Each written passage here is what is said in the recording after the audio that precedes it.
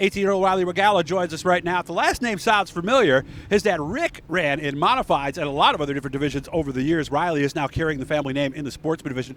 Second actual season. He did it years ago when he was, what did you say, 13, 14, something like that? But then Dad went back to race and you had to wait for your turn. So I can imagine we're just excited to be here and out racing tonight, right? I'm honestly just glad that my dad decided that it was time for me to step up and carry on to the racing. And I started off 2 years ago running my first full season of Sportsman. I ran about 3 rookie races at Fulton and then decided that it was time to learn, racing against some of the biggest names in the Sportsman division. And here I am 2 years later running weekly at Brewerton Speedway racing against the best of the best. How are you doing against the best of the best?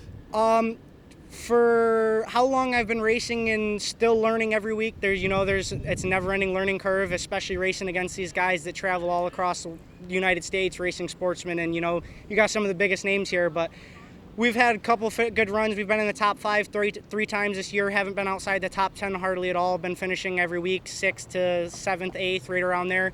So I'd say we've been doing pretty good. Nice shout out right there, right? That's pretty cool. He just got shouted out by one of the teams driving by. It's cool because this really is almost a family, right?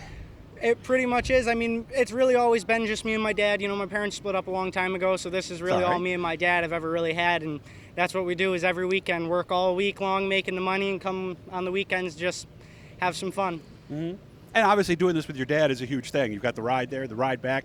It's time that I don't know, that it's almost like being a coach. It's almost there's a lot more to it than just being father and son, isn't it? Right. That's really what everything I've learned from over the years came from rather learning from my dad or the last 5 years I ran before I was racing, helping out Alan Fink and the whole 8 crew.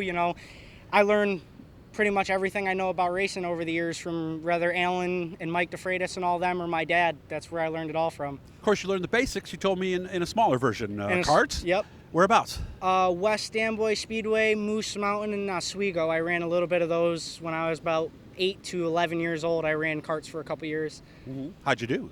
Actually, my first year won the championship. My second year won the championship, and then the third year lost the championship on the last race of the year. I was 2 points separating us from the lead for the championship, and I think I hit a hay bale on the outside of the track on the last lap and ended up taking myself out of the race. But you were going for it rather than laying for the back, championship. Right? It was all on the line, using up everything we had. That's nice. I'd rather do that than because if you would have laid back and lost, you would have sat there for the rest of your life going, I wish I would have gone for Press it, right? the issue, and I guess just pressing the issue that night, I slid a little too far up coming out of turn 2 on the white flag and clipped the outside wall, and, it's all or nothing. Yeah, every finish to a season is not a Disney movie. That's just reality. So you took a long break before there was a break in there between that and your first Sportsman year? So I ran karts from 8 to 11, and then they told me at 12 that I wasn't old enough to run the Sportsman.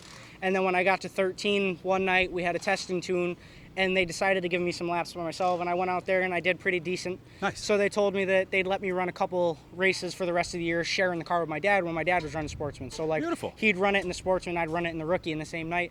And it got to the point where we were doing pretty good, so we decided to take some time with just me racing. We started traveling, and then that's when I moved up to Sportsman for the end of that year, and then that was 2 years ago because we had COVID last year, so that was 2 years ago. And then this year been running here weekly and running a couple other places, going to Outlaw Speedway when we're not racing here, and then going down to Fulton or Thunder Mountain. Okay. Just learning some new tracks. Yeah, staying on the Hoosier tires, obviously. Staying on Hoosier. We got 2 more weeks. I mean, we got tonight, and then we got next weekend for the regular season, and then the postseason weekends. What are we doing after the regular season? So we're sitting 6th right now in points here for Brewerton. So we're trying to have a good next 2 weeks, trying to see if we can get into the top 5 to make it to the banquet. We're 13th in Super DIRTcar Series points right now for Sportsman.